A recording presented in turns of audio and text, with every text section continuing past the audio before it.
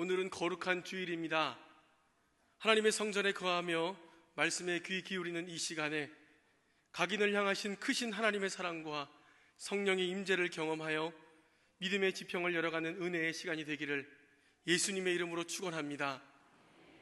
5월을 보내면서 계속해서 우리 행복한 동산으로서의 가정의 모습을 설교하고 있습니다. 오늘은 특별히 나와 내 집은 하나님만을 섬기겠다고 고백했던 그 여호수아의 고백처럼 믿음의 가정 가운데에 참 주인이 되시는 하나님, 그분의 우리의 아버지 되심과 또 그로부터 흘러나오는 자기 자녀들을 향한 그 사랑에 대해서 말씀을 나누려고 합니다. 지난 주간 설교를 준비하는 가운데 신앙의 선배이자 존경하는 어느 목사님의 말씀이 문득 생각이 났습니다. 목사님께서 목회의 한평생을 지내시며 가장 설교하기 어려웠던 주제가 무엇인지요? 라는 질문에 그분께서는 서슴지 않고 하나님의 사랑입니다 라고 대답을 했습니다. 세상에 수많은 사랑들이 있지 않습니까? 그 중에 우리 눈에 뻔히 보이는 사랑도 제대로 설명하지 못하는 경우가 얼마나 허다한지요. 하지만 하물며 보이지 않는 하나님의 그 사랑이야말로 우리에게는 더할 나위가 없다라는 거죠. 여러분, 사람이 아무리 화려한 문장을 쓴다고 해도 또 어떠한 철학적 깊이 있는 언어를 구사한다고 해도 그 최고의 당당함과 놀라운 치밀함에서부터 부여되던 그 하늘 아버지의 사랑을 다 표현할 수는 없습니다. 이렇게 설교하기 곤란한 주제임에도 불구하고 오늘 저와 여러분이 이 시간 하나님의 사랑에 대해서 나누려고 합니다. 예전에 모 방송사에서 사춘기 청소년들을 다루는 그런 프로그램을 본 적이 있습니다. 한 어머니께서 아들에게 야, 엄마가 너 얼마나 사랑하는지 아니? 라고 고백을 담아서 질문을 했어요.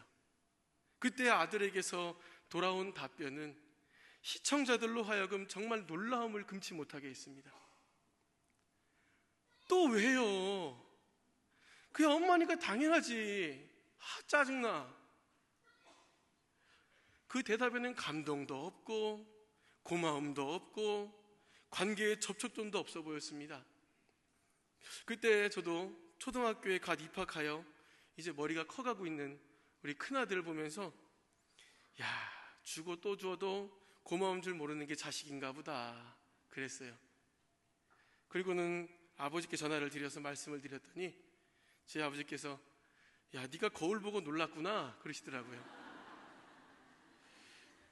여러분, 문제는 이 같은 상황이 하나님 사랑 앞에 세워져 있는 믿는 사람들의 신앙에서 발견되고 있다는 점입니다. 교회를 다니면서도 세상과의 사이에서 방황하면서 하나님의 변치 않는 그 사랑에 대해서 극도로 상식화된 반응만을 보이고 있는 분들이 교회에 적지 않다라는 거죠. 어떤 경우에는 너무나도 무감각해져서 그분의 사랑에 대해 아무런 느낌도 받지 못할 때도 있습니다. 하나님은 사랑이시니까 사랑하시는 게 당연하지 않은가? 라고 말만 하지 않았지, 그렇게 인지하고 그렇게 반응하는 신앙의 행동들이 혹시 내 모습은 아닌지 여러분 경각심을 가져야 할 때입니다. 그 사랑의 깊고 넓음의 그 견고한 이해가 그 어느 때보다도 우리에게 필요한 시점입니다. 혹 이 자리에 냉랭하게 식어지고 무뎌져서 우리 주님의 긍휼과 회복을 기대하시는 분들이 계시다고 한다면 그분들 정말 잘 오셨습니다.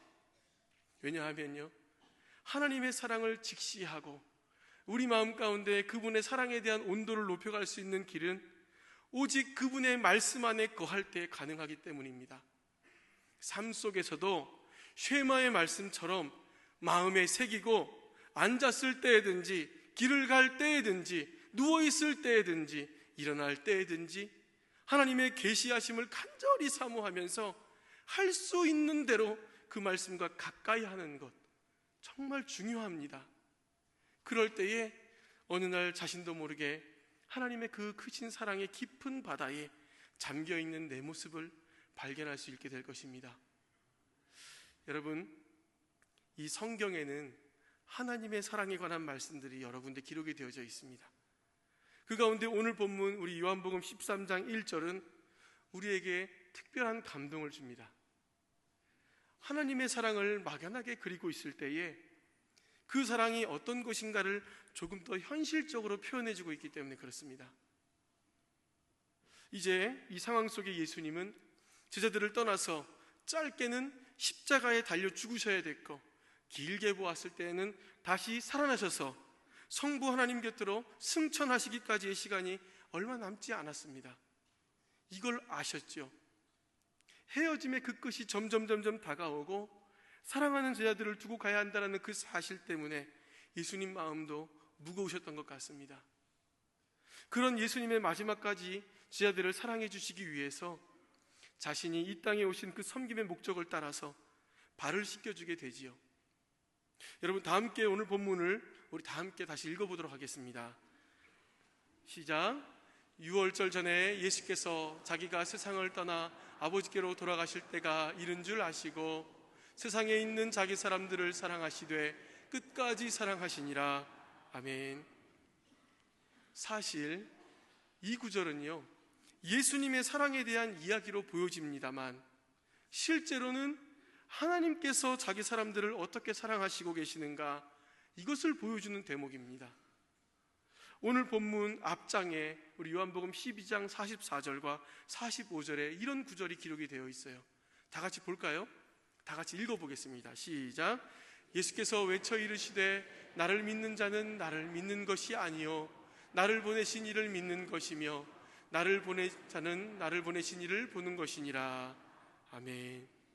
예수님께서 친히 나를 보면 하나님을 보는 것이 되고 내가 하는 행동을 보면 하나님께서도 이와 같이 하실 것이다 라는 것을 말씀해 주시는 장면입니다.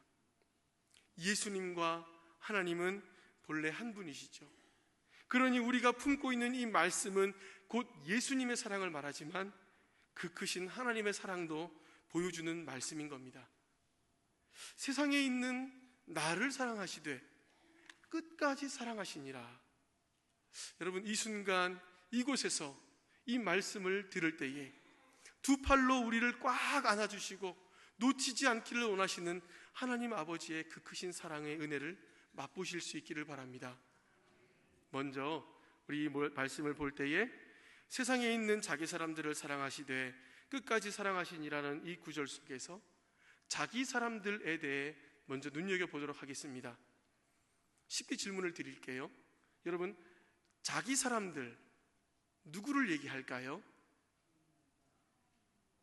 1차적으로는 우리 예수님께서 공생의 기간 동안 함께 하시면서 작은 예수의 삶을 살게 하시고자 품어주셨던 12명의 제자를 얘기합니다. 그와 동시에 그들과 함께 동고동락했던 수십 명의 제자들도 얘기합니다. 그러나 우리 시공을 초월해서 보다 넓게 본다면 예수님을 구주로 영접하고 하나님을 아버지라고 부르는 모두를 일컫는 말이 됩니다. 정확히 짚어본다면 오늘 말씀이 말하는 자기 사람들, 바로 이 자리에 앉아 계신 저와 여러분들을 말하는 겁니다. 예수님께서 이런 우리들을 요한복음 17장에서는요 아버지께서 내게 주신 사람들이라고 바꾸어 표현하셨고, 또 바울을 통해서는 에베소서에서 그 기쁘신 뜻대로 예정하사 자기 아들들이 되게 하신 자들이라고 소개하게 해주셨습니다. 또 구약에서는 선지자 이사야를 통해서 하나님께서 너는 내 것이다 라고 지명하여 부른 자들이라고까지 말씀을 해주셨네요. 여러분, 이 자리에 우리 모두는 하나님 앞에서 이와 같은 엄청난 특권을 입은 자들이라는 것을 믿으시기 바랍니다.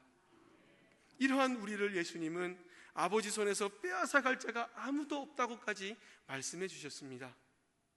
왜요? 내 자녀이기 때문에, 내 자녀에 대한 사랑과 애정이기 때문에. 물론 하나님은 사랑이시기 때문에 세상 모든 사람들을 다 사랑한다라고 말할 수 있는 분이십니다. 이것을 포괄적인 사랑이다라고 얘기를 합니다. 하지만 오히려 오늘 말씀은 자기 것, 자기 자녀에 대한 그분의 사랑은 아주 특별하고 강력하다는 것을 얘기해 주고 있는 겁니다. 피조물인 사람들도 마찬가지잖아요. 자기 자녀에 대한 애착이 얼마나 강합니까? 자기 손주에 대한 애착이 얼마나 강합니까? 가정을 한번 해보겠습니다. 뜻하지 않게 우리 아이가 사라진다면 슬픔과 초조함을 가슴에 안은 채 밤낮 거리를 애타게 기다리고 찾고 다니는 분들이 누구시죠? 물론 경찰이 도움을 줄 수는 있습니다만 가족이거나 대부분 부모님입니다. 제가 잘 압니다. 사실 제가 국민학교를 다녔는데요, 국민학교 2학년 때 방과 후에 집으로 오지 않았어요. 않고 집과 학교 사이에 어린이 대공원이 있었습니다. 거기에 친구 둘하고 놀러 갔습니다. 당시 5,000원 가지고 하루 종일 놀았어요. 그리고 집에 돌아올 때 되니까 이제 벌써 동네 분위기가 다르더라고요. 동태를 살피려고 저희 집 1층이었는데 1층 거실 창문을 이렇게 올려다 보니까 다행히도 부모님은 계시지 않고 저희 2살 터울의 누이가 전화를 붙잡고 어딘가 막 통화를 하고 있더라고요. 그래서 당당하게 초인종을 누르고 집에 들어갔습니다. 그런데 그때 저희 누이가 정말 놀란 듯한 표정으로 소리치며 집 밖으로 뛰어나가더라고요. 그때 들려온 말소리가 승원이 찾았어요! 였어요. 그 승원이가 접니다. 그리고 이내 들어오신 부모님의 모습, 그 얼굴빛은 제가 아직까지 잊을 수가 없습니다. 어머니는 한참을 우셨고요, 아버지는 그날을 기억하라고 확실하게 훈계를 해주셨습니다. 잠언 13장 24절에 회초리를 아끼는 자는 자기 아들을 미워하거니와 라는 말씀이 있습니다. 이 말씀이 현실이 되었어요. 정말 저는 제 아버지께서 저를 이렇게까지 사랑해 주시는지 그때 알았습니다. 여러분, 자식을 잃어버린 부모님, 자민들 제대로 주무시겠습니까? 음식인들 입에 넘어갈까요?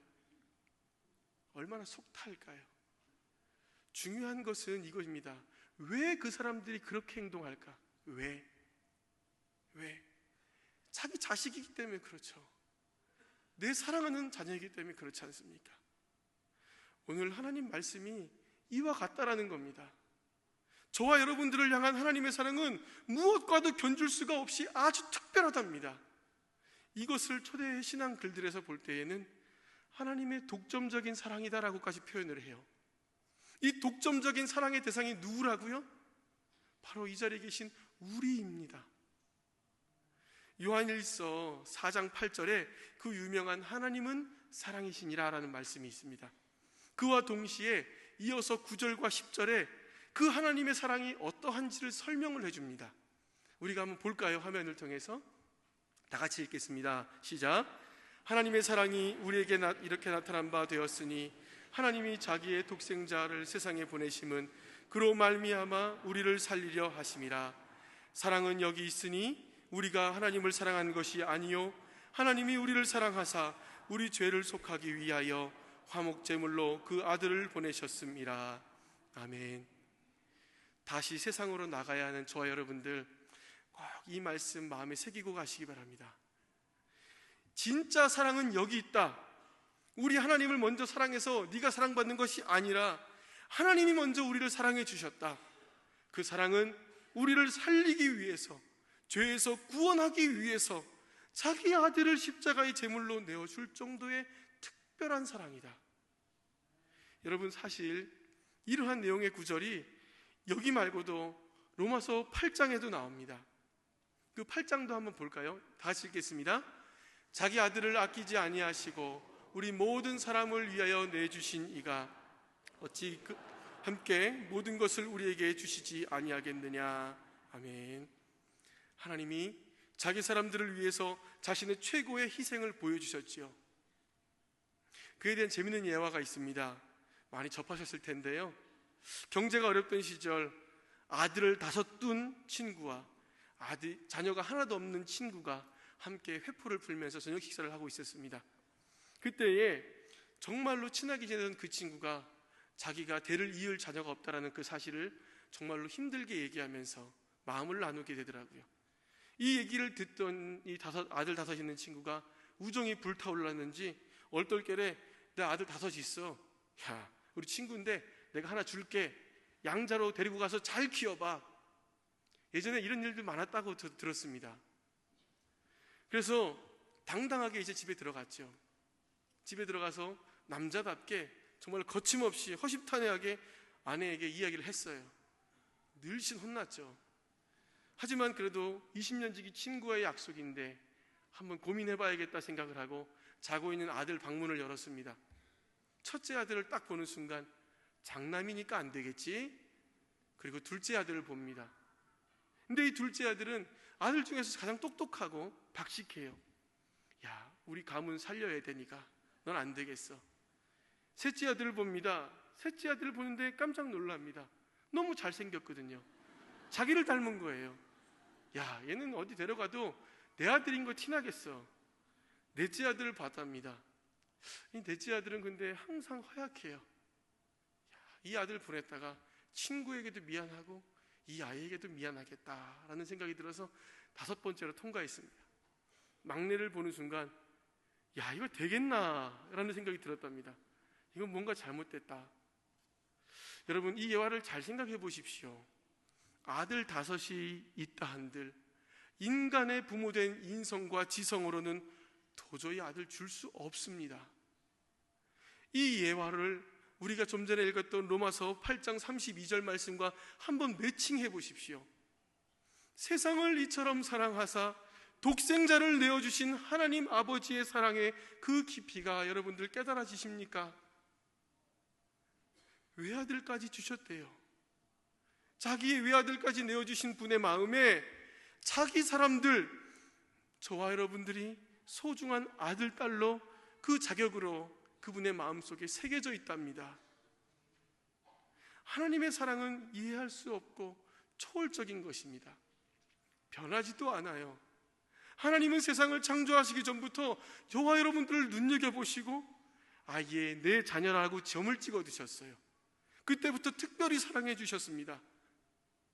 여러분, 우리가 하나님께로부터 이 놀라운 사랑을 받고 있다는 사실을 꼭 믿으시기 바랍니다. 두 번째로 우리가 눈여겨볼 부분은 자기 사람들, 근데 이 사람들이 어디에 살고 있느냐라는 겁니다. 오늘 말씀은 세상이라고 표현을 하네요. 좀 더 정확히 표현하면 이 세상입니다. 이 세상은 예수님이 늘 안타깝게 여기시며 고통스러운 눈으로 바라보시던 세상입니다. 요한복음 9장에 보면 내가 심판하러 이 세상에 왔으니 라는 말씀이 있고, 또 요한복음 12장에 보시면 이제 이 세상에 대한 심판이 이르렀으니 라고 예수님께서 말씀하십니다. 이는 예수님께서 이 세상이라는 말을 하실 때마다 심판에 대해서 함께 쓰셨다라는 것을 우리가 눈치챌 수 있지요. 제 맘대로 살아가는 이 땅, 죄와 죽음에게 지배당하는 현장, 주님의 형상 다 깨어지고 죽어가는 인간들이 하나님을 대적하는 곳이 이 세상입니다. 또 이 세상은 어떤 곳입니까? 예수 그리스도를 십자가에 못 박고 죽이고도 양심의 가책조차 받지 않는 포악한 세상이 이 세상입니다. 어디 그뿐입니까? 수고와 슬픔뿐이 존재하고 그 속에서 한평생 살다가 한숨 짓고 눈물 흘리면서 떠나야 하는 곳이 바로 이 세상입니다. 청교도 신학자 아도 핑크가 이렇게 말을 했어요. 하나님은 세상을 만드셨지만 죄는 이 세상을 만들었다. 자기 사람들을 사랑하시는 하나님은 우주 만물과 아름다운 세상을 다 만들어 주셨지만 죄가 들어와서 바로 이 세상을 만들어 놓았다는 겁니다. 그러하기에 예수님을 믿고 주로 영접하고 회복을 기다리는 사람들이 이 세상에 살아간다는 것은 결코 쉽지가 않다. 어떤 면에서 이 세상 사는 하루하루가 우리에게 주어진 모험처럼 여겨지기도 하죠. 큰 위험 부담 따르는 정처 없는 나그네의 애정처럼 보이실 때도 있습니다. 그러나 정확히 기억하셔야만 합니다. 무엇을요? 세상에 있는 자기 사람을 사랑하시되 끝까지 사랑하신다. 우리가 이 세상에 살고 있는데 이 세상에 살고 있는 우리를 주님은 잘 알고 계신답니다. 이 사실이죠. 그래서 사랑의 하나님은 이 세상에 사는 우리 죄 때문에 얼마나 고민하고 양심의 죄책감에 고통스러워하는지 잘 알고 계시답니다. 소망의 하나님은 수고와 슬픔뿐이며 눈물과 한숨, 고통 떠날 날이 없는 이 세상에서 자기 자녀가 남모르게 울기도 하고 탄식하기도 하는 것을 너무나도 잘 아신답니다. 위로의 하나님은요, 잘못한 것도 없는데 억울한 일을 당해서 정말 마음 둘 곳 없어 방황하는 이 세상 속에 우리의 처지를 누구보다도 잘 아신답니다. 회복의 하나님은요, 이 세상에서 믿음 있던 사람들이 배신당하여서 상처받고 가슴 가운데 눈물을 흘리고 외로움 가운데 있는 우리의 모습들을 누구보다도 잘 아신답니다. 하나님은 이 세상에 있는 저와 여러분을 이렇게 사랑하고 계신 겁니다. 이 시간 이 자리에서 말씀의 거울로 삶을 비춰보고 계신 여러분들, 여러분을 위해서 성령님께서 탄식함으로 간구하고 계십니다. 그러하기에 죄가 이 세상을 만들었을지라도 주님의 사랑이 미치는 이곳은 하나님이 창조하시고 다스리시는 그분의 세상임을 믿으시기 바랍니다. 마지막으로요, 끝까지 사랑하신다라는 부분을 볼까요? 이 끝까지라는 단어, 원래는 생명이 다하기까지입니다. 그 말씀에서 의미를 풀어본다면 예수님께서 세상에서 떠나는 그 순간까지, 또 제자들이 이 세상을 사는 마지막 날까지라고 해석할 수도 있어요. 더 나아가서 모든 상황 속에서 어떠한 형편에서든지 라는 또 포용을 하고 있습니다. 핵심만 말한다면 하나님은 우리를 사랑하시되 완전하게 사랑하시고 하나님은 나를 사랑하시되 영원히 사랑하신다라는 말이 됩니다. 끝까지 사랑하신다라는 표현이 이런 의미예요. 이 시간 자기 자신을 정직하게 바라보시기 바랍니다. 우리의 믿음이 병들 때가 있지요. 살다 보면 주님이 기뻐하시지 않는 자리에 서게 될 때도 있습니다. 그런데 분명한 것은 그때에 우리 주님은 여전히 가까이 다가오셔서 나를 향해서 이렇게 말씀하신다는 겁니다. 나는 너를 끝까지 사랑한다. 남이 모르는 골방에서 혼자 슬픔 삭히면서 한숨 짓고 고통스러워할 때에도, 그때도 주님은 내 곁에 다가오셔서 이렇게 말씀하실 거예요. 울지 마. 내가 너 끝까지 사랑한다는 거 기억하렴. 나이가 들었습니까? 백발이 왔습니까? 힘이 쇠약해져서 내 뜻대로 몸이 움직이지 않습니까? 자녀손들에게 불편만 주는 것 같고, 때론 그렇게 따르고 존경하던 사람들도 하나둘씩 떠나가고 홀로 빈방만 지키며 남은 여생을 살아야 하는 그러한 우리 분들이 계십니까? 그런 분들에게도 오늘 주님은 찾아가셔서 지금도 여전히 난 널 사랑한단다 라고 말씀해 주실 거예요. 사랑하는 누군가를 먼저 보냈습니까? 그래서 이 마음 공허함을 정말 기댈 곳이 없어서 외로움 가운데에 슬픔 속에 살아가고 계십니까? 주님은 오늘도 여러분들의 귓가에 속삭이실 겁니다. 보고 싶니? 난 너 언제까지 곁에 있으며 널 사랑할 거야. 부요할 때만 나를 사랑하십니까? 아니죠. 날마다 생계에 걱정해야 하는 궁핍함 속에서도, 웃음이 사라져버린 삭막한 삶 속에서도 우리 주님의 사랑은 끝이 없을 겁니다. 어떤 때에는 도무지 이해할 수 없는 일을 당하기도 하죠. 그렇게 기도도 많이 했는데, 하나님 말씀대로 열심히 살아보려고 애썼는데 왜 제게 이런 일이 일어나야만 합니까? 원망할 때도 있었습니다. 그런 때도 주님은 찾아오셔서 그래도 난 널 끝까지 사랑한다. 이것이 저와 여러분들을 향한 하나님의 끝까지 사랑입니다. 로마서 8장 35절에 바울은 나를 사랑하는 그분의 사랑에서 나를 끊을 수가 없을 것이다 라는 위대한 질문과 함께 고백을 합니다. 거기에 보면 그리스도인들 가운데에 다가올 수 있는 일반적인 가능성들을 제시하는데요, 환난과 곤고와 박해와 기근과 적신과 위험과 칼, 더 나아가서 사망이나 생명이나 천사들이나 권세자들이나 영적인 어떤 존재들도 현재의 일이나 장래의 일이나 능력이나 높음이나 깊음이나 어떠한 공포 가운데서도 어떠한 피조물도 저와 여러분을 우리 주 그리스도 예수 안에 있는 하나님의 사랑에서 결코 끊을 수 없느니라 라고 선포합니다. 최대의 보호자가 되시고 우리와 함께 하시는 하나님의 이 끝까지의 사랑을 지금 누가 받고 있다는 말이죠? 누가 받고 있습니까? 내가 받고 있습니다. 우리죠. 여러분들 어떠한 형편에서든지 그래서 믿음으로 외치십시오. 하나님은 나를 끝까지 사랑하신다. 하나님은 나를 끝까지 사랑하신다. 낭망은 도망가고 하나님의 두 팔이 포근히 안아주시는 놀라운 은혜를 체험하게 될 줄 믿습니다. 말씀을 마치겠습니다. 사람이 사랑과 관심을 표현할 때에 주로 하는 방식이 이렇게 안아주는 겁니다. 허그라고 하죠. 이 포옹으로 상대방을 포용하고 이해하며 사랑을 전하게 됩니다. 여러분, 지금 이 시간 하나님께서 여러분들을 감싸 안고 계시는데 여러분들 느껴지십니까? 그분과 또 그분의 사랑을 사모한다고 계속 고백해 보십시오. 두 팔로 이 세상 끝날까지 여러분들을 감싸 안아주실 겁니다. 저도 이번 설교를 준비하면서 무심코 이런 기도를 드렸어요. 하나님 아버지, 주님은 저를 지금까지 몇 번이나 안아주셨습니까? 하나님이 저를 처음 안아주실 때에 혹시 제가 많이 어색해하진 않았는지요? 뻣뻣해하진 않았는지요? 부담된다고 고개를 자꾸 딴 데로 쳐들진 않았는지요? 그래도 하나님께서 수십 번이고 수백 번이고 지금까지 수없이 안아주셨기 때문에 저도 모르게 제 입에서는 하나님 사랑합니다 라는 말이 나오게 되었습니다. 저를 끝까지 사랑해 주셔서 고맙습니다 라고 기도했어요. 그리고 또 이어서 기도를 했죠.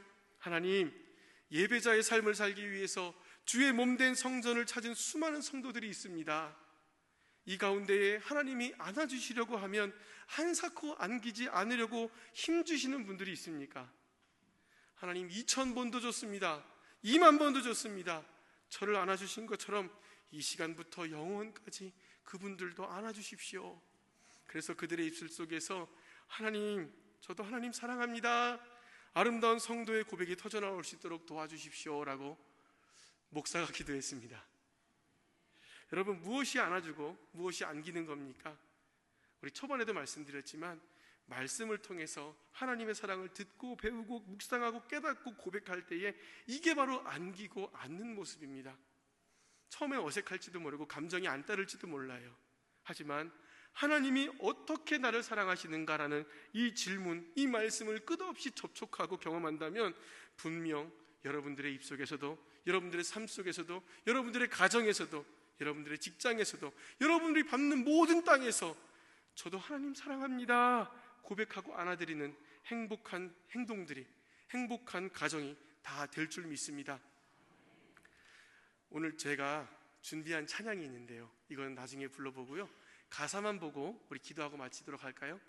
여러분들을 안아주시고 끝까지 사랑해 주시는 하나님 아버지의 마음이 담겨 있습니다. 우리 가사를 한번 보여주시고 제가 읽고 기도하도록 하겠습니다. 하나님의 사랑을 사모하는 자, 하나님의 평안을 바라보는 자, 너의 모든 것 창조하신 우리 주님이 너를 얼마나 사랑하시는지 하나님께 찬양과 경배하는 자, 하나님의 선하심을 닮아가는 자, 너의 모든 것 창조하신 우리 주님이 너를 자녀 삼으셨네.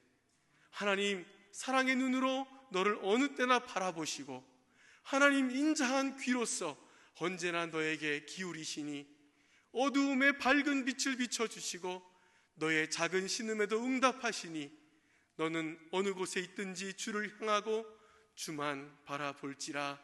아멘. 이러한 은혜가 저와 여러분들 가운데 가득하시기를 우리 주 예수 그리스도의 이름으로 간절히 축원합니다. 기도하겠습니다. 하나님 아버지, 말씀 앞에서 하나님의 사랑을 깨닫고 결단하는 모든 성도들을 위해서 기도합니다. 주님께서 늘 앞에 계셔서 성도들에게 바른 길을 보여주시기를 원합니다. 주님께서 그들의 늘 곁에 계셔서 성도들을 팔로 껴안아 지켜주시기를 원합니다. 주님께서 그들의 뒤에 계셔서 못된 사람들의 나쁜 계획에서 성도들을 보존하시기를 바랍니다. 우리 주님께서 그들의 아래에 계셔서 주님의 사랑하는 성도들이 떨어지면 받아주시고 덫에서 끄집어내시기를 소망합니다. 우리 주님께서 그들 안에 계셔서 성도들의 슬픔 속에 위로해 주시기를 원합니다. 주님이 그들의 둘레에 계셔서 남들이 성도들을 덮칠 때 막아주시기를 원합니다. 주님이 그들의 위에 계셔서 성도들에게 하늘의 복을 내려주시기를 간절히 원합니다. 이러한 우리를 자기 사람으로 대해 주시고 끝까지 사랑해 주시는 주님을 찬양하오며 우리를 구원하신 예수님의 이름으로 기도드립니다. 아멘.